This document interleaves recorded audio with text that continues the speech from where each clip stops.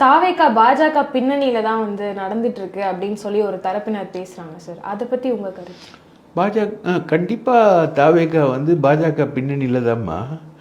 அதாவது இது எப்படின்னா, ரஜினி அரசியல்லேருந்து விலகும்போது பாஜக தேடின ஆள் வந்து விஜய். தேடினது என்னோடய ஃப்ரெண்ட்ஸு. அப்போ அவங்கெல்லாம் குருமூர்த்தி கிட்ட இருந்தாங்க. அவங்க தான் விஜயை பிடிக்கிறதுக்கு தேடுறாங்க. அமித்ஷா லெவல்லேருந்தே தேடுறாங்க. அப்போது வந்து பிடிக்க முடியல விஜயை. அப்போ த்ரிஷாவை பிடிச்சி தான் விஜய் பிடிக்கிறான். ரைட்டா? த்ரிஷாவை பிடிக்கிறாங்க. அந்த வெங்கட்ராமன் அவங்க ஒரு ஆடிட்டர் இருக்கார், இப்போ கட்சிக்கு பொருளாளர். அவர் பக்கா ஆர்எஸ்எஸ்கார். ரைட்டா? ஆதவ் அர்ஜுன் ரெட்டின்னு சொல்லிட்டு அவர் கூடவே இருக்கிற ஆள் வந்து அவர் கம்ப்ளீட்டாக பாஜக ப்ராடக்ட். ஏன்னா அவர் மேலே வந்து அமலாக்கத்துறை கேஸு, அவர் மேலே அவங்க மாமனார் மேலாம் இருக்குது. அது இல்லாமல் இவருக்கு மென்டாராக இருக்கிறவர் ரங்கசாமின்னு பாண்டிச்சேரி சீஃப் மினிஸ்டர், அவர் பாஜக கிட்ட இருக்கவர்.